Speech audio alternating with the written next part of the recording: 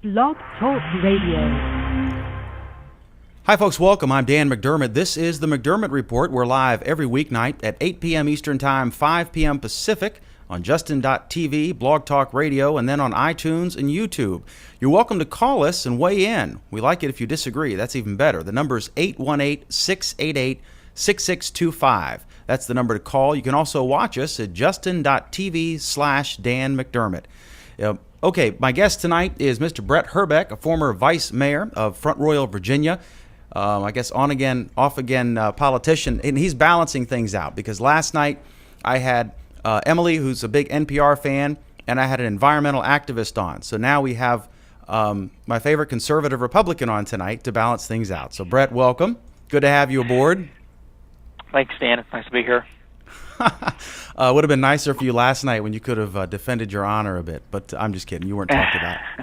Okay, obviously, I'm going to tell you about some of the fun stories I'm going to talk about, and then we're going to hit the debt ceiling because we've got to talk about this. I kind of, on my Google Plus page, I discussed them a bit. One, a little girl, 11 years old, saw a woodpecker, and it was about to be eaten by a cat, so she rescued it, saved its life. And then some federal person from the Fish and Wildlife Service decided she needed a $500 and some fine for saving the woodpecker's life. So I'll talk about that. I'm having a bit of a Juan Williams moment and reevaluating why we need a federal Fish and Wildlife Service if every state has one. I know Virginia has the Game and Inland Fisheries Department, which sounds remarkably similar to something that would say watch fish and wildlife. Anyway, we'll hit that. We'll also we'll be chatting. A guy sued a hotel over a 75-cent newspaper. That's a fun story, and also some thoughts on at the risk of upsetting the Apple fanboys. I did a little op-ed thing today on my Plus page. The first sentence: buying an Apple product is like buying a hot dog. I like them a lot, but I don't want to see how they are made. We'll get into that toward the end. But again, those are fun stories. Now we have to do the ratings bonanza that is the debt ceiling aftermath. Brett, I know you're kind of a money guy and you're a politician and you're a businessman and all that, so you have a stake in this. You're not just you contribute to the system a lot more than you take from it. And first of all, there's several different things going on. The House has passed finally passed a thing to raise the debt ceiling. And then the Senate has passed it, and the president signed into law. Ostensibly, it creates it says they're going to cut, and they're going to set up this super commission of 6 senators and 6 Congress representatives from the House who are going to find the cuts. And of course, we've done this a million times, but apparently this has slightly more teeth. And what was interesting, I wanted to get both perspectives from 2 guys who are not FOS, I call it, full of. And so let me as I turn my BlackBerry to silent. But what I decided to do, I listened to Rush Limbaugh, and then I listened to Rush Limbaugh today in the car, and then at the gym I watched Chris Matthews on MSNBC. So I got right wing and left wing, and both of them were really mad. So I don't know, maybe from 10,000 feet in the air, this isn't so bad. Or I don't know. What are your thoughts, Brett Herbeck, former Front Royal vice mayor, on again, off again, Republican politician? What do you think about this? What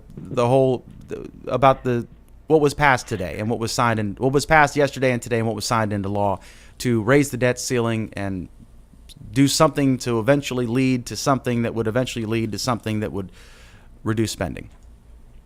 Well, I'm not happy about the fact that we had to compromise, but that is the nature of Washington, D.C., obviously.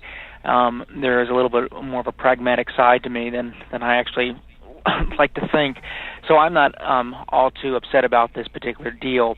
I don't think that we were at the brink of Armageddon as Wall Street and Washington were trying to convince Americans, and I think it was shameful of the president to go out and start saying seniors wouldn't get their checks and we might not be able to pay the military and scaring the American people. But when it comes down to brass tacks, we have to get something done and passed. I think when you control only a portion of a caucus that's a third of the government. The Tea Party and the conservatives redefined the debate, and tax increases were taken off the table. They were no longer even a viable option. That we saw even beginning in December when there wasn't a support to get rid of the Bush tax cuts, even by the Democrats to do that then. So I think that we're moving in the right direction. We've redefined the debate. It's now just a given that we need to cut spending. Now it's a matter of, are we going to cut spending on discretionary spending? Are we going to do it in defense spending? Are we going to do it in entitlements? And that's really actually where we're going to start a huge another fight, as we know. But I like our chances. I like the conservative chances when you go into these committees because we obviously, the law says now, if this committee doesn't come out with a proposal that's endorsed by 7 of the 12 committee members, these cuts are going into effect. And yeah, the Pentagon is going to take a major haircut. I think it's 10%, as well as the rest of the discretionary spending. And you're going to see both sides squeal. But I think it's going to be a very interesting dynamic when Republicans come back and say, look, we can't afford to cut the Defense Department this much. We can't afford. We can find some waste and fraud. We can do all these kind of things that we always talk about in the Pentagon, why there's a $1,000 hammer or whatever it is. But when the pavement or the rubber hits the road, we've got to defend the country, and the national security is obviously the number one job of the federal government. So I like Republicans' chances when they go to the American people and say, look, we're cutting way too much on the Defense Department budget. We need to put more money into that area, and I think they're going to win on that argument.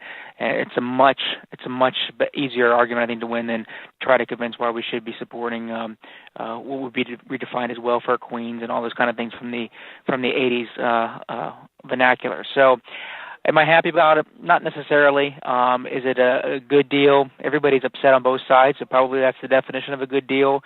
Some really people that I respect quite a bit, like Alan West and Paul Ryan, those folks supported it, and I hope that they're not going to be primaried because I think they're good conservative Republicans who just understood that this is how the sausage is made, and yeah, we need to fix the way the sausage is made, but right now this is the way it's made.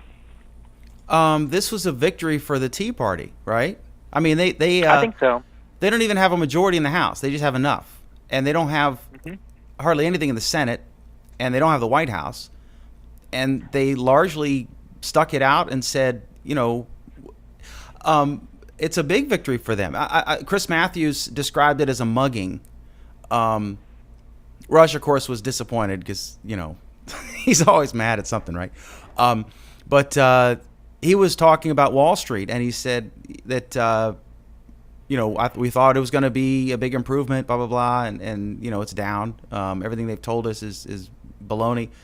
What about that? A lot of this is the manufacturing's down. The consumer spending in June was down 0.2%. Same-store sales for just about everybody. I mean, we went. I think we discussed this with you, or I don't know who, but it seems like the consumers have gone from the malls to Walmart, then to the dollar stores, and now to the pawn shops, because literally the pawn shop companies were doing great, but the dollar store same-store sales were down unusually for this, what I call a recession, but what I call a disposable income depression. And I think folks are just looking for the absolute cheapest possible deal, and especially when consumer spending has contracted, I think for the first time in 20 months. This is not a rosy time, even with this deal. Even it's rough out there. And is Wall Street just reflecting that? And what do you think? I mean, is this, we just better suck it up and get used to it, or is there anything we can do? I mean, we're at a loss, right? But neither party has a plan for jobs. Well, I don't know that's necessarily true. I think the Ryan plan is a roadmap to get us to a place. I'm not looking for the party or the government to create jobs. I'm looking for them to create opportunities that jobs can be made in the private sector. And you last week when we talked, you were a little bit critical of President Bush not wanting to say the R word, the recession word, and I think there's some merit to your criticism, but I think there's some merit to President Bush not wanting to make that argument, because the president, as Reagan has put out there, is much more effective when they're positive. And when the president of the United States, the current president of the United States, is out there just talking, scaring Americans, then you find they're going to start hoarding their cash because they don't know what's going to happen next, and that's where big government and big business really are able to control what we do in our lives. I mean, I mentioned last week, Wall Street's the one that wrote the financial reform. Big industry, big pharma, and big insurance wrote the healthcare legislation with big government. So the more that they can scare the American people, the better off they're going to be able to control. And I'm not suggesting that I think that the president or some of these folks want to see people dying and starving in the streets, but they do know that they want them to turn towards government to get that to be able to control them. They want the handout from government. So I think there's a climate of fear that's been created by Washington, frankly, and that's a sad case. And until we're able to stop using terminology like terrorists and holding hostage and thugs and bringing a knife to a gunfight and bringing a gun, those kind of terminology that we all got all up in arms about after Representative Giffords was shot, it's being redirected right back at American people through especially liberals in Washington towards the Tea Party folks who really just want to be left alone. Talk about a nonviolent group. With all due respect, that's nonsense. It was a mugging. It was a gun. They said they're going to cause the United States to default on its debts for the first time in American history. Arguably, there are 3 other times I've discussed before, but those are arguably. But of course, it's the nuclear option, if you will. They didn't have the votes. That was a fake argument. That was a fake argument to say that we were going to default on our debt. We were not going to default on our debt, and that was just a blatant lie put out by the administration and the people that wanted, in Wall Street, frankly, that wanted to have this passed. The Tea Party knew that. If we had not done anything today and we would have just let the debt ceiling stay exactly where it was, all we would have to do is we'd have to stop spending as much money, and we would have still paid the debt. The bond payments, we would have still paid. The debt ceiling was created by Congress because Congress, previous to that, had to approve everything. Imagine, you sign this bill. Hey, I got this. I need you to, Senator. I need you to sign these 12,000 invoices today before 5. So they created the debt ceiling to just say, okay, you can. It's sort of like petty cash, but it's not petty. They said you can spend up to this amount. You're allowed to do it, and then over that, you have to come back to us. And it steadily increased. And there were times.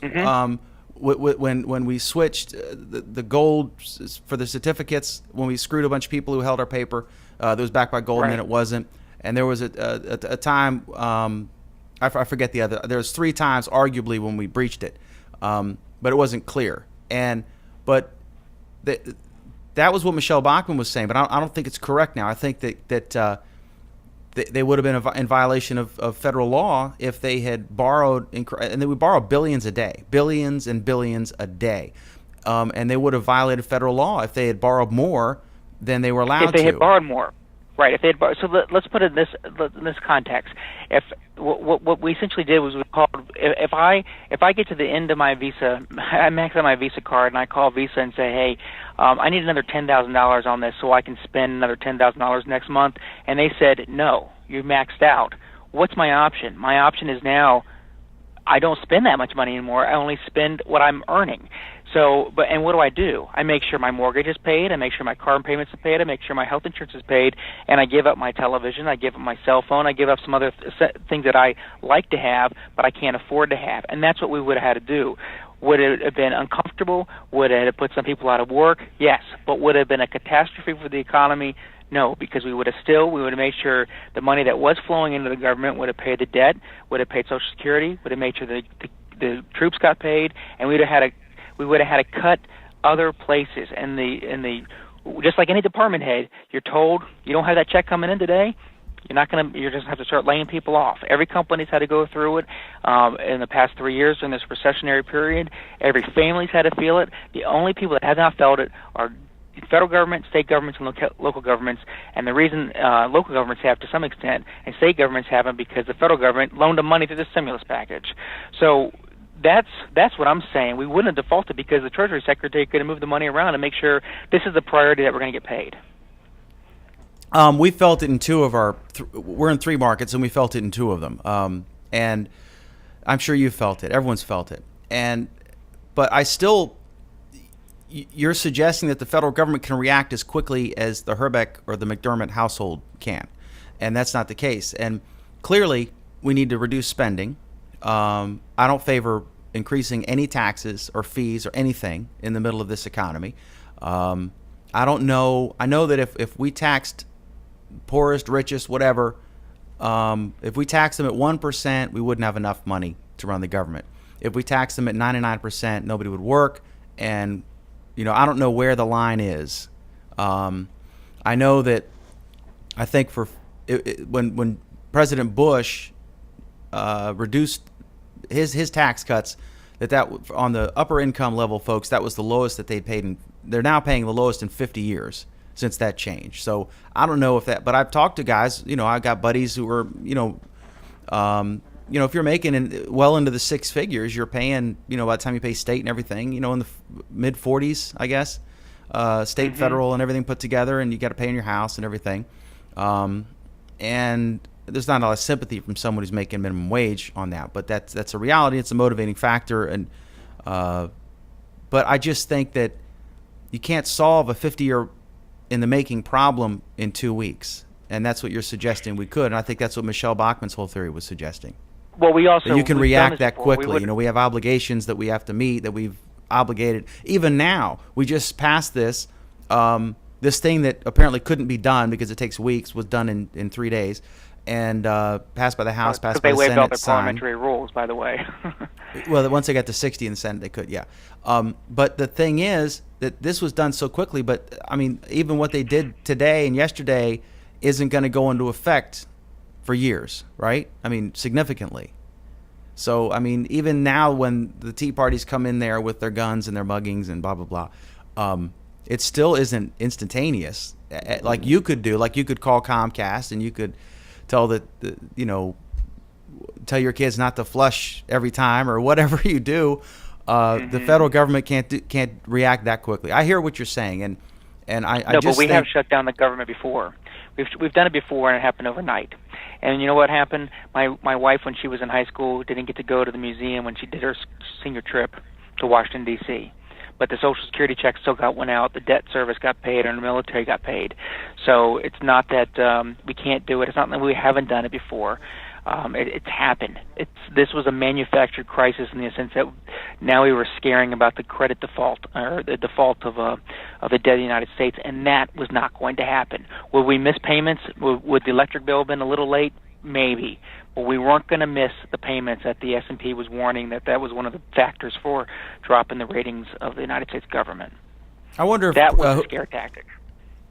I wonder if President Obama's valet, whoever puts the toothpaste on his toothbrush, I wonder if that guy's an essential government employee. I wonder if he's off. All right, I got this. I got a comment. He said it was a question, but it's like 6 comments here. This is from Nate, my buddy. Once we stop working in the red, we won't have to worry about the debt ceiling. If we handle this the way we have to work with our banks, it will be a different story. I don't care who's at fault. Up until now, let's fix the problem, move forward. I don't blame investors for losing trust in us. We keep handling this like the lawmakers handle their bank accounts. Good point from Nate. And I'm also in the Justin TV chat room, which I recently discovered. And if you want to post something there, you can. If you want to call, you're welcome to call us, 818-688-6625, especially if you want to yell at Brett. We really appreciate when that happens. What about the ratings agencies? I guess Moody's said that short term we're still AAA for now, but long term outlook is A and then small a or something. Outlook negative. And then there was a story yesterday that these same ratings agencies, there's 3 of them, the same ratings agencies that are deciding, what rating to give the United States, which dramatically affects their credit rating and their ability to borrow and how much they can borrow. How much interest we have to pay, the interest rate. And I guess it trickles down, right? It affects everybody. And then with Dodd-Frank, after they did such a wonderful job predicting the housing crash and Enron, they introduced new regulations, and Congress is in the process of putting those regulations into place. And they apparently the three of them have spent almost $2 million lobbying the government, and they say it's a wall. There's a separate the lobby side and the rating side, and that there's no, the way a newspaper would hopefully separate advertising sales and stories, editorial, in two separate divisions. But is there a problem with this? I mean, do you see everyone's sleeping together up in D.C.? This is like the criticism every time there's a plane crash at FAA. They're in the business of promoting the airline industry. At the same time, they're enforcing the regulations for safety. And is that something that should be split up? Does this seem odd? I mean, they have a First Amendment right, like any outfit or person, I guess, to speak their mind about regulations impacting them. But it just strikes me as odd. They're spending millions to lobby people. At the same time, they're in the business of determining credit rating that affects interest rates. Is this a big incestuous D.C. love fest, or what's going on here? Oh, absolutely. I think Greta Van Susteren is the only person that's been talking about it, and I realize it, and I'm glad to hear her talk about it. These are the same people that they gave AAA rating status to garbage, that the derivatives that ultimately led to the 2008 financial meltdown, which was almost Armageddon, by the way. That was dire. And these are the same rating agencies that said these were good things. So I'm not exactly sure why S&P and Moody's have any kind of credibility whatsoever ever again. Typically, when a company does something so horrible as that, they minimum rebrand themselves under a new name, merge with something else, and take a new name. So I cannot believe that we even care what these companies say any longer. What it ultimately is going to come down to is going to be the price. The market's going to price all these things based off of the confidence that the market has in the government's ability to pay, and whether or not a treasury bond is going to be a zero risk asset. And I don't know that it has as much to do with what two independent companies, and I should put quote independent companies, what letters they give those. It has much to do with what the market feels, the economy, the millions of decision makers in the United States, what they are going to, the confidence that they're going to lend to the ability for a treasury bill to get paid back. What do you think about the Tea Party? I think this was a big victory for them. I've heard folks, the liberals are all mad and blaming the Tea Party. They're terrorists, all this stuff. This is a good day for the Tim Radigans of the world, isn't it? And for those of you that don't know, Tim Radigan is the local Tea Party in my community, Tea Party leader. He's a local, the Front Royal Tea Party radical. He's a good guy. He's a buddy of both of ours. He's a good guy. He's they redefine the debate, and I think that's a healthy thing. I don't understand why anybody's surprised that this would be an issue. Yes, your colleague Roger and I had it out a little bit on email last week because he was upset that this was a manufacturer crisis because we've been raising the debt ceiling for 17 times in the past 25 years, and that's true. But I don't know why anybody's surprised at this. November of last year, this is what the American people elected. The American people sent these people to Washington, D.C. to do exactly what they did while they were there in this past couple of weeks. So this is not they said this is what they were going to do the whole time. And even Republicans who ultimately came out and who were, quote, Tea Party people like Kristi Noem from North Dakota, she's praising the speaker, and a lot of people are praising the speaker, whether they voted for it or not, because he allowed for open debate. He allowed for put the bills out there for everybody to get a chance to have a say, which is something that was not happening in the past couple of years, and he had to create a coalition of Republicans, especially, that were not in lockstep. And by the way, that's what Republicans tend to be, not in lockstep, because they're very independent-minded people. They want the government to leave us alone. So we don't always get along because we have about 280 different opinions in that caucus, so or in the conference. So that's the issue. But I think that the Tea Party does have a victory in this. It's a minor, and we're going to go back to the war lingo. It's a minor win in a battle in this longer war to rein in and bring fiscal responsibility to Washington, D.C. until we have some control over the Senate, and until we have the presidency. We're not going to have any kind of finality to this. I remember there's a popular pizza place in Front Royal that we've both been to, and I remember the family's not really that political, but I remember there was it was a Tea Party rally, and the husband owns it, and his wife and one of the kids, all three of them were at the rally holding signs up, and I was just shocked because these aren't folks you see being activists or go to the council meetings or anything like that, and they were all out there, frustrated and angry, and I think it's really something, and I wonder right now they're working. The last time we had someone who was Ross Perot, who really brought the deficit spending as a forefront of an issue. That, I think, was his great contribution during that cycle. He really made it uncool, to have a big budget deficit. And now you've got a Tea Party. What's interesting is they're having so much effect, and there's no leader. There's no organization. By definition, it's almost like anarchists, where it's just.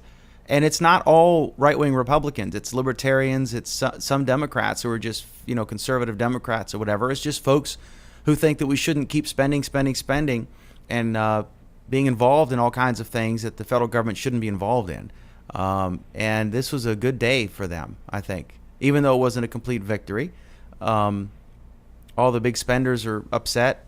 And whether anything happens, we'll have to see with this and down the road. It'll be really interesting to see in the next election. That's one thing I want to ask you, whether President Obama will be reelected. A lot of it, of course, depends on the economy. And if we see a big improvement between now and September, October, then I think he'll win. And if it's like it is today, but it takes a candidate to beat him. And right now, I'm not really with any of the top tier candidates. I don't think any of them have a chance to beat him. Do you think I'm wrong, or do you think do you hold out hope that some other person, maybe Governor Rick Perry of Texas, Governor Christie, keeps promising he's not going to run, but he keeps being courted? What are your thoughts on the Republican lineup and how it might be improved, or does it even need improving? Well, no, I don't know that it needs improving. I think that we have really good candidates and a really good bench that's coming up over the next couple years. I know that there's been some Twitter activity suggesting that even though Senator Rubio is a freshman senator, much like Obama was, he's going to be in the office for 2 years by the presidential election. Perhaps he's been the most articulate and the most outgoing one that has any chance, and it could bring Florida. But I think one of the things that we forget about is that we are dealing with 50 separate elections in the United States and not one national election when it comes to the president. So I think the economy is not going to be healthy enough for him to have a shoo-in of an election. The number of jobs that need to be created over the next 18 months is beyond, I think, precedent. We haven't seen it before in order to get there. So I don't think that the job numbers are going to be there for him to have any kind of wind behind his back. He's going to have a struggle. But two, the personality of the candidates are going to make a big difference. And three is, do you have a Ross Perot kind of figure? But I think you could look back in 1992 and you could have said the same thing this far ahead of the election. You could have looked at the Democratic aisle and said, none of these guys are really exciting, and that's why you had a really unknown governor from Arkansas come up and become the nominee, who certainly shot past a couple people that you would have assumed were just the next ones to get it. But I think when you look at some of the states that went for Obama in the past in 2008, they're not going to go for Obama in 2012. They went for him because he was a novelty candidate. It was a historical election. Virginia, Indiana, North Carolina. I just don't see those states going for Obama, regardless who the candidate is. We had McCain. We had Dole, and those states still went for Republicans. And if you're going to vote for Dole, there's not many worse Republican candidates you could put up there. So I just think I think the election is going to be a lot closer. It's probably going to be a much look a lot more like 2000 and 2004, where it's going to come down to a couple states like Ohio and Florida and New Mexico and Iowa and Colorado, and your traditional blue states are going to go back to the blue, and the traditional red states are going to go back to red. And you may find that Wisconsin and Minnesota are in play now because the economy is so bad that people just are desperate for jobs, and they're going to want to pull a lever against the incumbent president. So And I think there are some good candidates. I think Mitt Romney still has a great shot at becoming the president. I mean, I don't discount necessarily Michelle Bachmann. If she wins the Iowa straw poll, she's going to have a lot of wind behind her back. And again, it's not as much about the national as it is about the state-by-state elections that they're going to have to go through.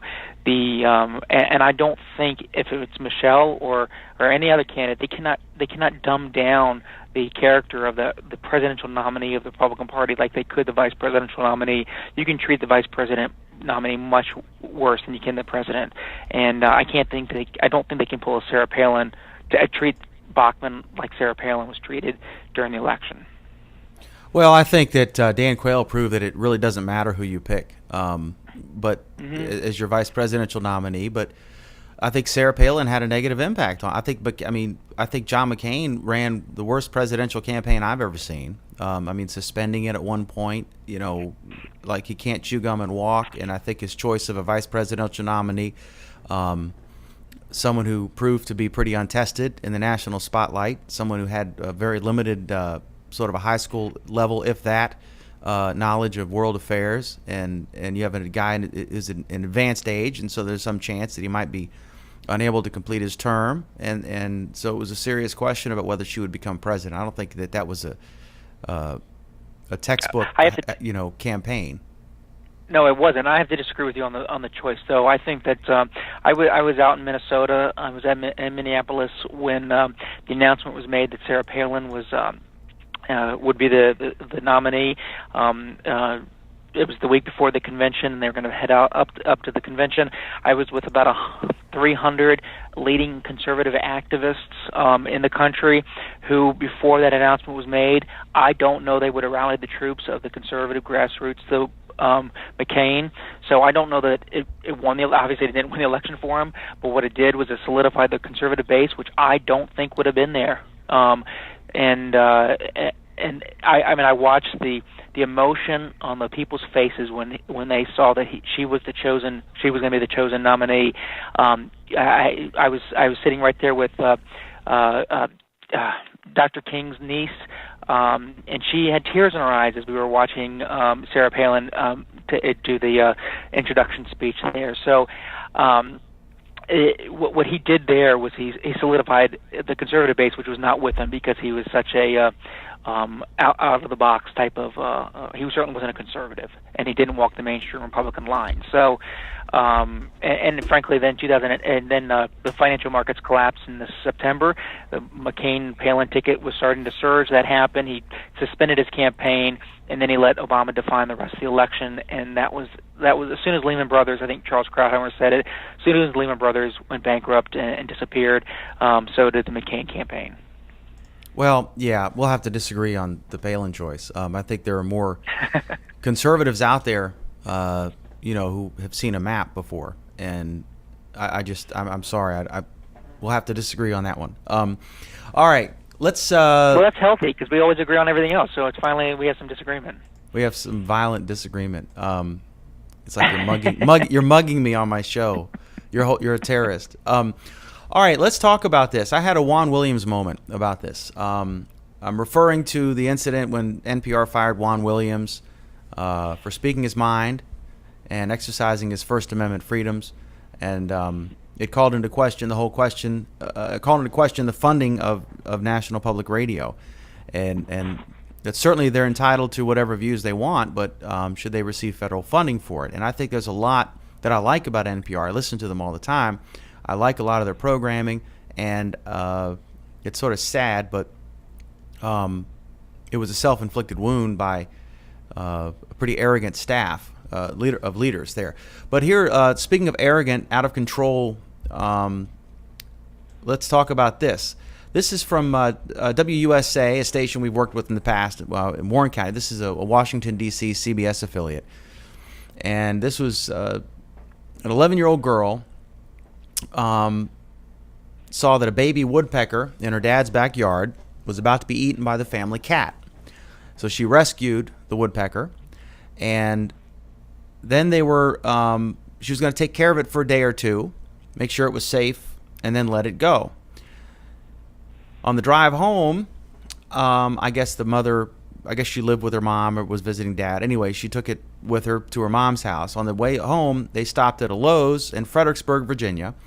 They brought the bird inside because it was really hot outside. And a fellow shopper was an agent for the U.S. Fish and Wildlife Service. So she pulled out her badge. She said that the woodpecker is a protected species. It's illegal to transport or take a baby woodpecker. And the family, of course, had no idea that this was a federal crime to transport a woodpecker. And then they returned home. They opened the cage. The bird flew away. And they called the Fish and Wildlife Service. They said, "That's great. That's what we wanted to see." 2 weeks later, the woman showed up. The same woman from the U.S. Fish and Wildlife Service showed up at their front door. And this time she had a state trooper with her. They refused to accept a citation. They were later mailed a notice to appear in U.S. District Court for unlawfully taking a migratory bird. And they were issued a fine for $535. And if convicted, she could face up to a year behind bars. Obviously, they're not going to put an 11-year-old. So then there were a couple updates. The Virginia State Police just they released a statement. "We have confirmed that the U.S. Fish and Wildlife agent requested our presence when they served their federal summons. The trooper stood on the porch and said nothing. We had nothing to do with the charge." Then the Fish and Wildlife Service released this at noon, about 12:30 today. On June 13, an agent with the U.S. Fish and Wildlife Service observed a woman carrying a cage that contained a woodpecker at a home improvement store in Fredericksburg, Virginia.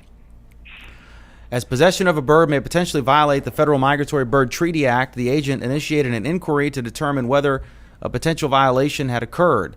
Upon speaking with the subject, later identified as Allison Capo, on June 27th, the agent determined that no further action was warranted. A citation that had previously been drafted was canceled June 28. Unfortunately, the citation was processed unintentionally despite our officer's request to cancel the ticket. The service has contacted Ms. Capo to express our regret. The service is also sending Ms. Capo a formal letter to explain the clerical error and confirming that the ticket should never have been issued. This misunderstanding was a result of a service inquiry into possible violations of federal wildlife law. In particular, the service is responsible for the protection of all federally listed migratory birds. The Virginia Department of Game and Inland Fisheries did not participate in the inquiry. All right, first of all, what are your initial thoughts, Brett, on this story?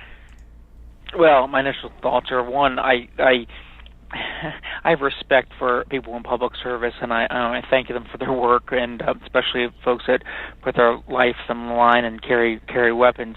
But this this says that the lady that at Lowe's, the wildlife agent at Lowe's, is the one that showed up at the door to present the citation. That's what the article says. Yet the press release says she's the one that tried to stop it. So, I mean, I think that there's just another example of bureaucracy gone amok here. And again, it's another example of the road to hell is paved with good intentions. I mean, we have a government that tries to regulate so many things, and you try to write rules for so many different things, and you just don't give any flexibility at all. So, perhaps the agency felt that they were handcuffed. They have to enforce the law, even though it was a rescue attempt. So, the whole thing just smacks of a question of why we have so many different layers of regulation out there and try to control everyone's life. And to your point, why is there a federal agency to regulate the same thing that 50 states have? That's the thing. And what I was looking at, okay, I was thinking about this. Now I am pro fish and wildlife, right? I live in Bentonville and I live in Lynchburg, and where I live in Bentonville is right next to the Shenandoah River, and I'm a former president. I was the first founding president of the Friends of Shenandoah River State Park. So I'm pro park, I'm pro river, pro fish. You know, I have no I'm not some I hate the environment guy. But I just don't see why Dan, we have. I'd like to meet the person that is anti-environment and anti-river and anti-parks, though. Well, I don't know. They almost that actually it was on the first draft. That park was on the first draft of a list to be closed, and it didn't make the final draft. There were 10 parks that were going to be closed, and some folks pointed out to the administration that they actually make money, and that they shouldn't close them because they're not going to. Obviously, our delegate Clay Athey was in favor of continuing that park. But anyway, so yeah. My thought, first of all, was why do we need some agent running around? Well, first of all, the woodpecker was better off being rescued by the girl than being eaten by her cat. I mean, it's not like in nature, it wasn't some wild mountain lion eating a woodpecker, which, let nature take its course is their motto. This was a domesticated cat, and a bird happened to build a nest, and it was a domesticated cat that was going to eat the woodpecker.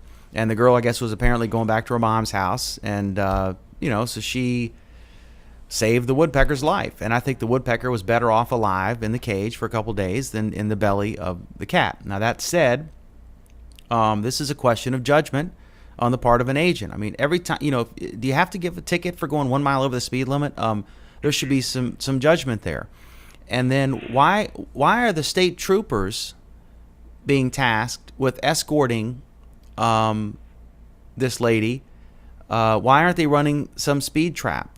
And then I thought, well, you know what? Why does state police run speed traps when every square inch of Virginia is under the jurisdiction of a county that has an elected county sheriff that has law enforcement ability? There's so much duplication. And I think that even though this is a silly story about a woodpecker and a fine that was apparently shouldn't have been issued and has since been retracted, it is a Juan Williams moment to me, and it makes me question why we need such an expansive federal fish and wildlife agency that has time for this kind of nonsense, when we also fund a state agency and game wardens in many counties. It just seems to me like a lot of duplication, a lot of expensive people and cars and equipment, and a lot of bureaucracy. If they have time to do this kind of nonsense, to send some stormtrooper after some 11-year-old who saved the life of a bird. There's one more living woodpecker today because of this little girl. And this doesn't make any sense to me. I mean, I'm not anti-cop or anything. I'm just saying that this seems silly, and it makes me question. Go ahead.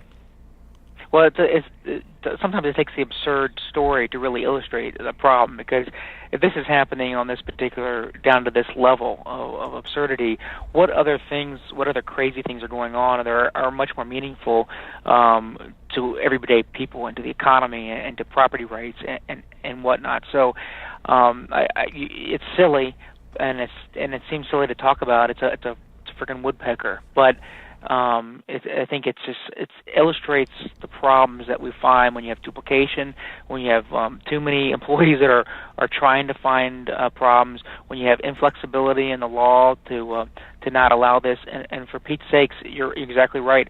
Why in the world would this lady take her time to go report this back when the mother explained the situation to her, and sees this 11-year-old girl who's probably distraught because this woman's showing her badge to her mother, and the little girl is thinking that she's going to get her mother thrown in jail because of something she did. So I think there has to be some discretion on the part of the agent to determine whether or not it's a good idea. The use of the cops, that's even a stranger thing going on. So the whole thing should be a wake-up call to all of us that we need to take a hard look at what's going on in Washington, Richmond, our local courthouse, our local townhouse, and really try to start streamlining exactly what we want from our government. Yeah, I agree. Obviously, I don't know. It seems like we're spending a lot of money we don't need to be spending. I don't think we need to be spending money for this woman to hunt down. It's not like she was poaching, some endangered species or something. Anyway, deer. Huh? Say again. She's not poaching the king's deer. Correct. Yeah. All right. One of the thing. This is interesting. And this is another silly story that actually isn't so silly. A guy's suing Hilton Hotels. This is from the New York Times. A California man is suing Hilton Hotels for charging him 75 cents for a copy of USA Today that he did not request. And the man spent the night, March 28th, in a Hilton near the airport. When he left his room the next morning, he saw a copy of USA Today on the floor in front of his door. But he was not interested, and he stepped over the paper and walked away. Several days later, according to his lawyer, the guy glanced at the Hilton Garden Inn pouch that held his key card and found that it said in small print that he would be charged for the newspaper unless he specifically unrequested it. So he sued. Mr. Harmon, the attorney said, Mr. Harmon and this law firm believe there is more at stake than 75 cents. It exemplifies the type of advantages that unfortunately we see companies taking of you and I and everyone else every day. We as individuals are expected to make an honest dollar. A spokesman for Hilton did not immediately respond to a request. The complaint asserts the practice is not only deceitful but also wasteful and damaging to the environment. Everything's damaging to the environment. I thought you were pro-environment, Dan. I am. In fact, all three of my newspapers are printed on recycled paper with soy-based ink. I didn't know that, and then the guy told me that, and someone asked me that. Someone said that. Are you using soy-based ink? And my reaction, what the hell is that? And why would it matter? And why aren't you using hemp paper yet, huh? No, I talked to the print guys, and I said, what are we using? You know, what's my newspapers printed? What are they printed on? And he said, oh, it's soy-based ink. It's on 100% recycled paper. So now we put it in there in the masthead. There you go. Because of our commitment to the environment, we're doing those things that I didn't even know we were doing. Probably because it's cheaper or something. That's probably why we're doing it. But you know, I'm a whore. I'll take the credit, right? But another. I don't know if I could say. I guess I can say that. Anyway, this is an interesting. This is another regulation. This is another stupid. I hope the Game and Inland Fisheries doesn't come after me because whores are an endangered species. But what this is in an interesting. I hope the state police don't come and arrest you for being a whore. It's illegal in Virginia. It is. They're too busy running a speed trap. But anyway, this is interesting. So the guy is in a hotel room. They bring a USA Today he didn't want. He gets charged for it, and he has to he had to specifically request. I imagine this is a contract with a newspaper where they will give it to him and give him this deal if they make it mandatory with an opt-out, something like that. And that's a lot of the reason why USA Today has such a high circulation, because of they're like number 2 behind the Wall Street Journal, I think. It's because they had these deals with hotels. And they were the number 1 paper, but then they stopped some of the hotel deals with some of the chains, and they became number 2, and the Wall Street Journal took the lead.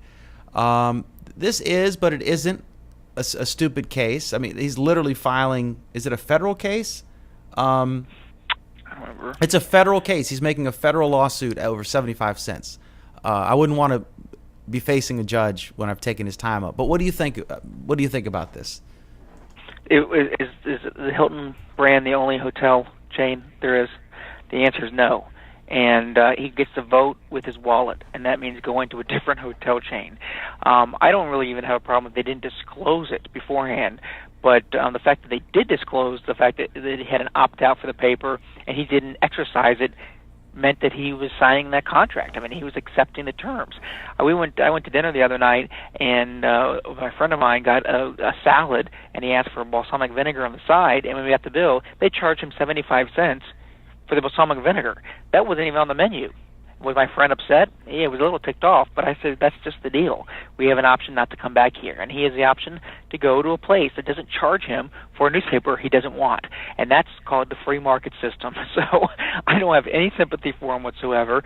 I think that the Hilton brands can do whatever they want. If they want to put waterbeds in all their rooms or charge you extra money to have a toilet seat, that's their prerogative, and you can make that decision to go there or not, and go look at TripAdvisor before you book your hotel and find out if that's a good place to stay or not. I mean, we have to take some personal responsibility at some point, and wasting a judge's time, the federal government's time over 75 cents, even if it is a principal, is just another example of what we're trying to express our anger and taking it on other people because we deserve something that we haven't earned.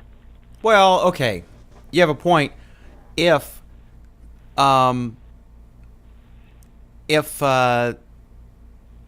whatever he signed, if they wrote it on some card, right? But if he didn't sign something that said you're obligated to our terms and you're, if there wasn't something that he signed that said you have to look, any conditions printed on the key card, or if it was also stated in the contract, and it may have been, I have no idea. This article wasn't that specific, but and that'll probably come out. I'm sure that there's probably something that he signed and agreed to terms. But I would think that they should have given him the money back if he complained about it, don't you? I mean, well, I think they probably would have if he really complained about it. They would have pull up the cash register, and even Paris Hilton would have pulled out 3/4 out of a purse and handed it to him to get him to go away. But you don't think that these bills and these disclosures have been vetted through the general counsel's office of the company, and most likely, I mean, I'm out in St. Louis today, and when I checked into my hotel, you know what I did? I signed a form, and that form, and I didn't read it. And that form probably directed me to go look on the internet, on their website, to get all the disclosures, the full disclosures, and it listed the different fees that I was going to be responsible for paying. And when I went to sign up try to get internet access in my room, it told me you're going to be charged $9.95, and I opted not to do that. Not really happy about it, but I decided I wasn't going to pay $9.95. I'd go get my internet someplace else. So I'm sure a company as big as Hilton did their due diligence and did their homework to make sure that all their I's were dotted and their T's were crossed. And again, stay at the Super 8 if you don't want the paper. Stay at Embassy Suites. There's plenty of other places for him to stay if he doesn't want these. And he learned a lesson. It cost him 75 cents. This lesson's going to cost him several $1,000s as he has as a lawyer to make himself look like a doofus. Well, I don't know. I mean, I guess he's standing up for all the non-newspaper reading people in the country. He's waging that brave battle, but he wants his 75 cents, and if he has to sue for, spend $5,000 to get it. This brings up my Sprint rant, which I like to repeat every chance I get. Sprint, which is an absolutely awful customer service company, and every time I see Dan Hesse on TV, I want to punch the TV. I still use Sprint because their rates are lower and their service is pretty good, but they do not care about their customers. But I was in the same situation, Brett. I called them, and I was having a phone switched, and the tech switched the wrong one, and deleted my voicemails. And I specifically told her, "Don't touch my BlackBerry. I want to move this from this thing to my Palm phone." And she said, "Okay, no problem." And then she did exactly what I told her not to do and deleted my voicemails. Mistakes happen, no problem. And so I said, I want them back. And so I got up to executive level service, which is, I guess, nicer cubicles, maybe they're vacuumed. And so they said they're deleted, they're gone. I said, so if the whereabouts of Osama bin Laden were on one of those voicemails, you couldn't tell me, you couldn't get them if Janet Napolitano said, I want this voicemail. And she said, "Oh, well, our security department has them." I said, "For how long?" She said, "Another 30 days. I said, "Well, tell them to give them to me. It's my property, my personal data that I pay you $190 a month, and you do have a copy of it, and you accidentally deleted it by admission. Give it back to me." And they wouldn't do it. And so I swear to God, I was so livid, I just trashed them every chance I get. But again, like you said, I'm sure the only reason I swear I actually talked to I know a bunch of attorneys. I just talked to a buddy of mine, and I said, what can I do? Can I do a restraining order? And actually, I actually thought about doing a restraining order, but then I wasn't sure who the agent of record was and all. And I'm like, how much time am I really going to spend with this for something that is not of any judgeable value? It turns out that I had a couple sales calls or whatever, but I mean, I don't know if we lost business or whatever because of it. I can't prove anything except that there were 8 unlistened to voicemails, and which isn't unusual for my phone. And so, but I'm sure I signed something somewhere that said I can't sue him. for something like that. I'm sure there was something in that contract. And you're right. I'm Who sure reads have this stuff? arbitration. Every time you download a program, for all you know, you're signing your kid away. And you don't read it. Read our terms of service, and come on. Maybe the first couple times I saw when I read it, but after a while, it's like, this is ridiculous. I'm not going to read this. I mean, if you're signing a mortgage, that's different, But I don't know. They screwed me, so I just trash them every chance I get about their horrible customer service. And that's you're entering information into the marketplace of ideas. So you're not suing them, but you're educating the public on it so that they can make a decision. But what did you say at the beginning? You said, even though they have horrible customer service and even though they screwed me out of this, I'm staying with the company because they have better service, a better I'm being honest about it. I'm not going to lie. I'm being honest. And better prices. I know. So you've just said you're putting that as a value higher than the customer service itself, and you're making a decision based on that. But Correct. You're educating the rest of the population to make a decision as well. You're not using the heavy-handed government to force them to change something. You're doing it through the wallet, and that's the right course of action. Protesting and boycotting and those kind of things where it's non-confrontation or non-violent, and it's not violating anybody's private property rights. You're doing the right thing. And you have the facts on your side. Now, if you were libelous or something like that, that's different. But if you're stating your case, this is what happened to you. You're telling the truth. That's what you should be doing. So I got stories too. I could tell you the same thing. I love Apple computers, and the company Apple, and I still use their products. But I had a major problem with them, and I had to work up the system in order to get something fixed. And I was really frustrated. But I still am an advocate for the company, even though I have a problem. But I will tell you all about the problem if you ever have time. I love rants. In fact, I've got an Apple rant next. So let's go ahead and. All right. Let me find this thing. I wrote this great killer opening line, and then I was worried that we would have Apple fanboys, because every time you criticize Apple, everyone picks on you. Here's what I wrote. Buying an Apple product, some guy sent me this story called Red, Delicious, and Rotten about how Apple has adopted the communist way of life now that they're in China, which is it's an anti-Apple piece. It's a hit job. It's blown out of proportion, but it made me start thinking. And so I wrote this: buying an Apple product is like buying a hot dog. I like them both a lot, but I don't want to see how they're made. And you made a reference to the sausage factory. Guys, it's a hit piece on Apple, but it's interesting. I'm not picking on Apple. I have, for being in China, I have sitting here, tens of thousands of dollars in equipment around me, right? And probably all of it, except the cameras, are made in China. They're probably made in Japan. And any company that makes a gadget faces competitive pressure with the economy, as I said, in what I call a disposable income depression. Consumer spending actually shrank in June. One of the biggest pressures any manufacturer faces is price. We all do it. I'll give you an example. If you need a Phillips head screwdriver and you can't find the 12 you already own stashed somewhere, first you go to Kmart and you go and you look, and there's you have to buy a pack of 5 different sizes. And you don't want to do that. So then you go to Radio Shack. Maybe they got one, but they have one, but it has no tip. But you can buy this accessory that has the tip. The way that Radio Shack does it.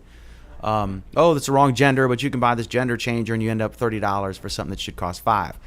So then you go to Walmart or Lowe's, and then you look at eye level, and there's all this fancy stuff. Then you look way above or way below. There's the 88 cents Phillips head screwdriver I need.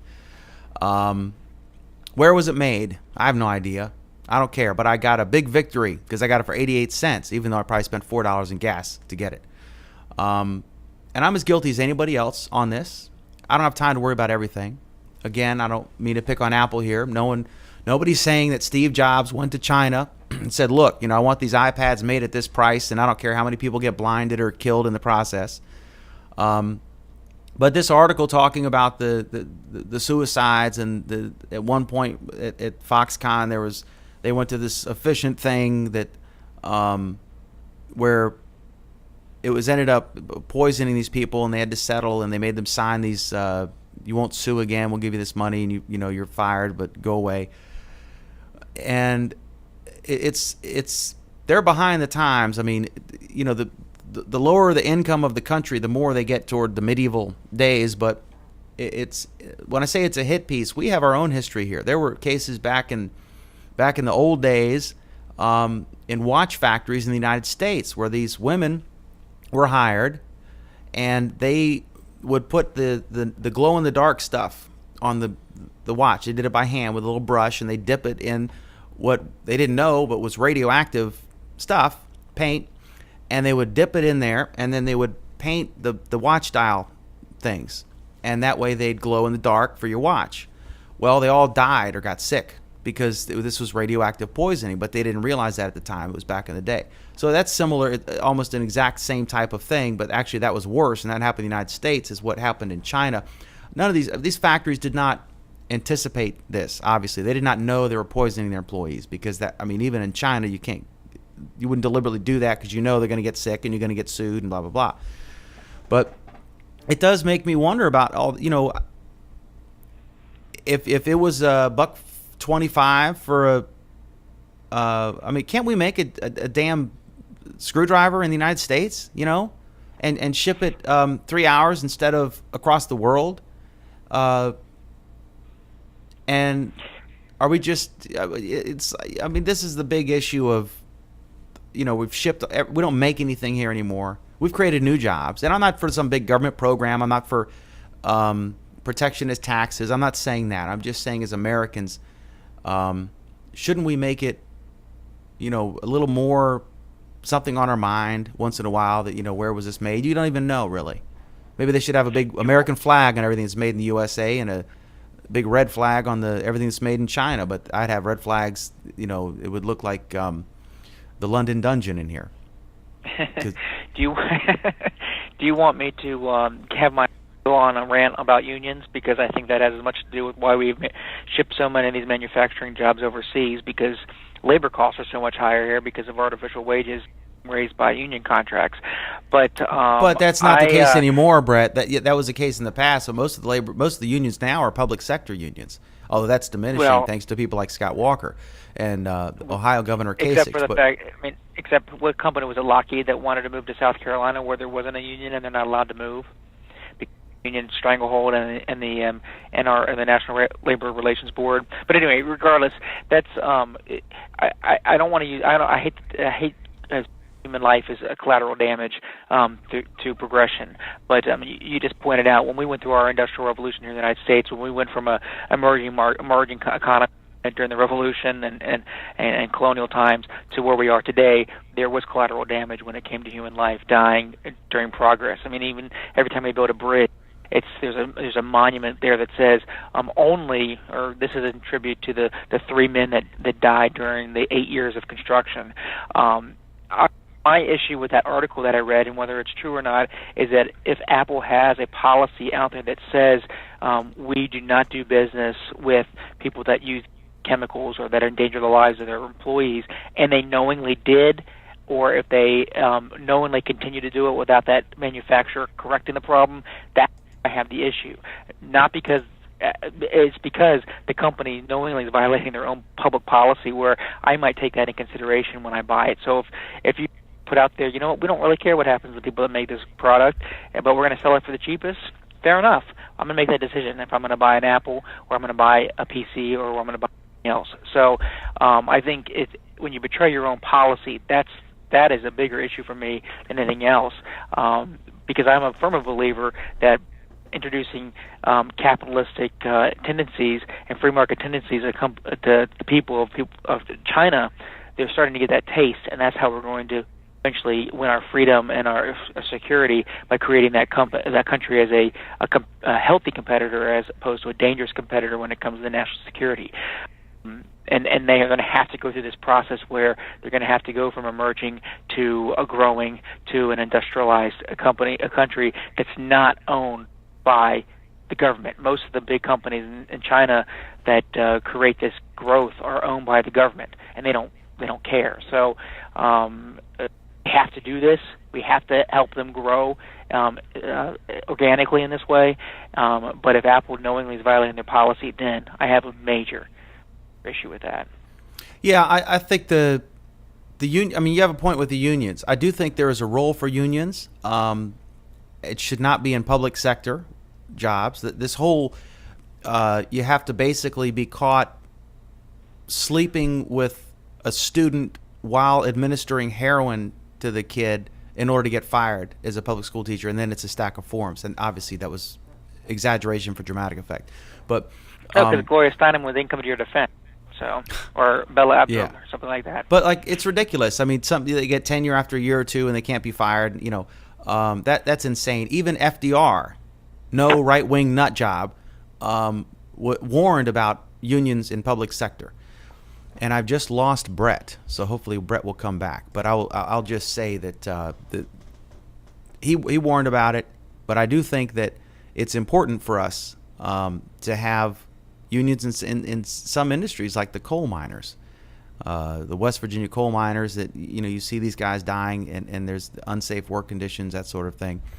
I'm going to bring Brett back in here.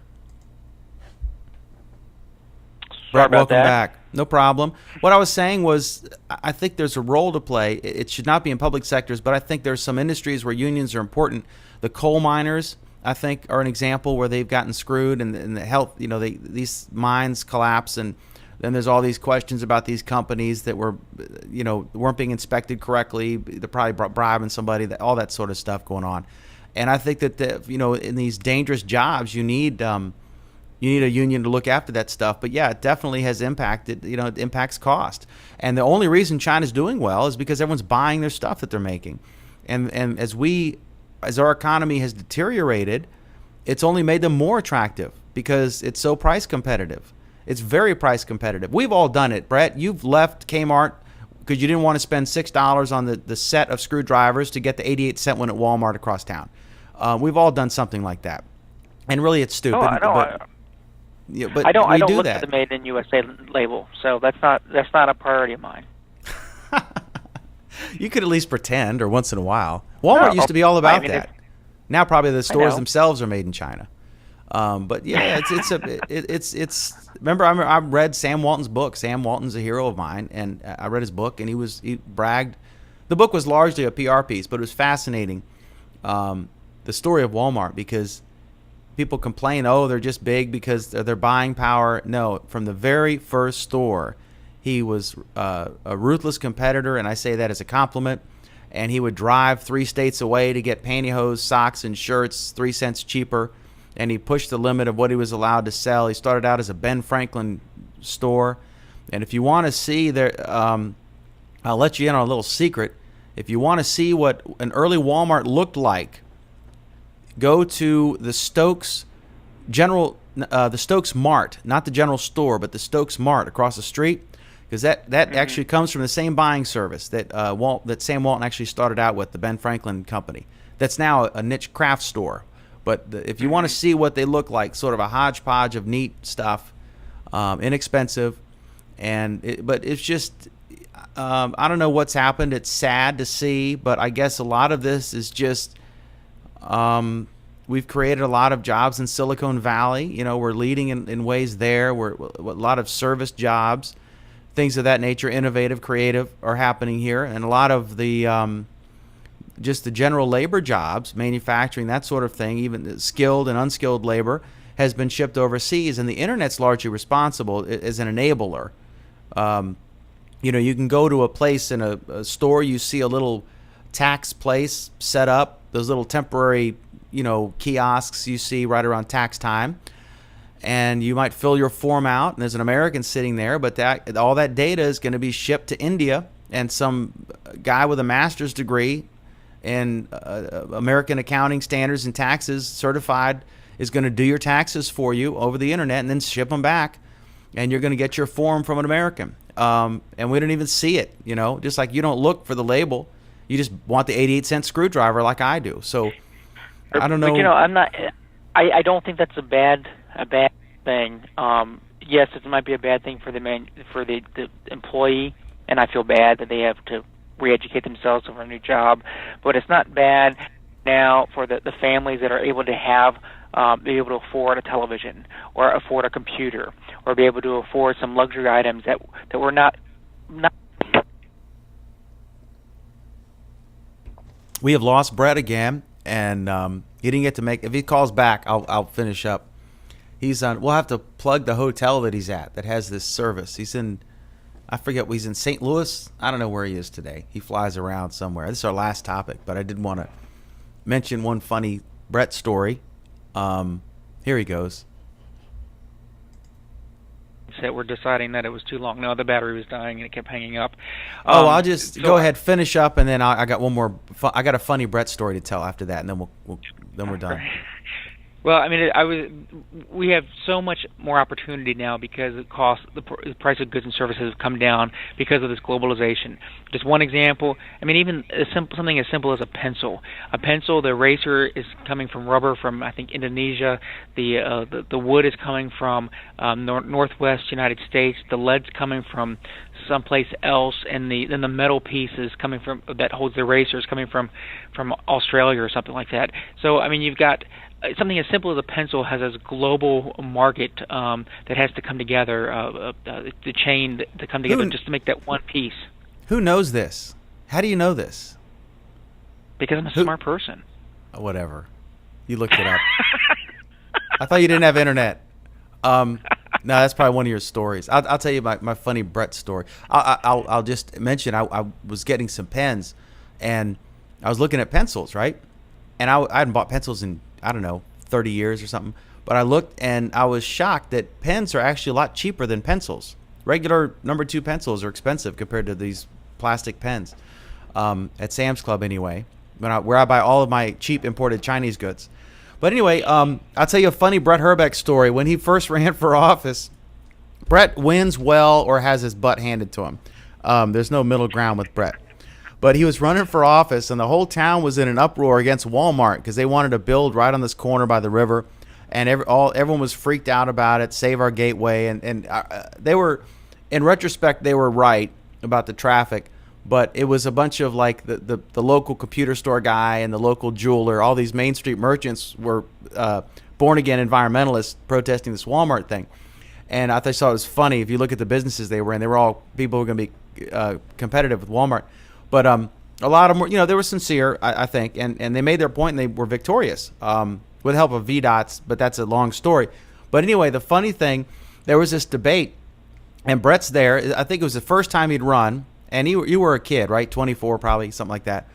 And anyway, so everyone's trashing Walmart, right? People are there with signs. Walmart's the number one issue, and everyone's like, Walmart's evil, and they're destroying our river, and they hate Front Royal, and they're exploiting everybody, and they're going to destroy downtown. And like there's a line wrapped around the building to just beat up on Walmart. And Brett stands up there. I like Walmart. I like them. I think they're great. And he just didn't care. And I don't know if you got like 10% or something. But then you came in the next time and you won, and then you were vice mayor. But I like you because you'll tell me what's on your mind. You won't sugarcoat it, and regardless of whether it's popular, you think that you're correct, and you're not afraid to say it. So I appreciate that. Well, thank you. Clay Athey, who was the member of the House of Delegates from our area, was in the audience and told my father, that might be true, but you don't actually say it out loud. Isn't that typical? That was just funny. It's like, I like Walmart. And I was just like, that's it. Done. Toast. What'd you get? Like 20%? What'd you get? I don't know. 500 You blocked it out. Yeah. I wasn't quite that young either, by the way, Dan, but I'm giving you 2 compliments. But all right. Well, Brett Herbeck, if you Google Brett Herbeck, BRET, 1 T and Brett, and then HRBEK, or just go to my Google Plus page, and I link to his name. He's on Google Plus as well.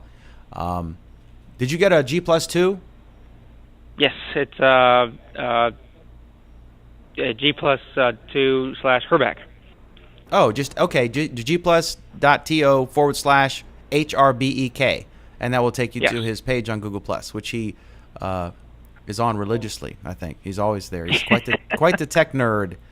Just kidding. Okay, Brett, I appreciate it. Thank you so much for being on the show tonight. What state? Where are you? Thank St. you. Louis? I'm in St. Louis, Missouri today, where it's 105 degrees. It's only 95 here. Is it business or pleasure? It's business. Next week I will be, if you have me, next week I'll be calling from Maui, and that is pleasure, and it'll be only 85 degrees, so I'm looking forward to that. What about do you have to pay extra to call? Should you bring your Skype set up? No, it's in the United States. Okay, they're still in the U.S., huh? It's Hawaii, so it's United States, despite the fact that even though President Obama was not born there, but oh God, you're a birther. Are you a birther? No, I'm not. Are you a kook? I knew you were going to bring Obama up. It has to be a state because the president was born there. That's right. It's always fun to just needle people like that. I love going around and telling people that I think that he was born in Indonesia. I even throw it into something else like Kenya or something. So yeah, some of the Tea Party people they were all about Reverend Wright. They were criticizing Reverend Wright, and then the lady said, "And you know he's a Muslim, right?" And I'm like, "Lady, first of all, he's not a Muslim. Second of all, how can you criticize him for his Christian minister and say he's a Muslim?" Right. And she just kind of looked at me. I said, "You got, you can't." It's a stretch to call Jeremiah Wright a Christian minister. Some of the things he spewed out of his mouth, but that's a topic for another time.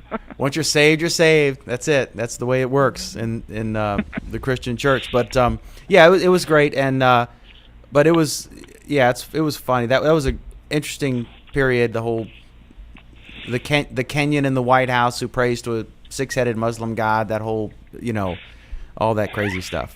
But anyway. All right, so Brett Herbeck, thank you so much. Appreciate it, folks watching or listening now or later. We thank you, and you can check out my Google Plus page, gplus.to/McDermott. You're always welcome to call us. The number stays the same. It is 818-688-6625.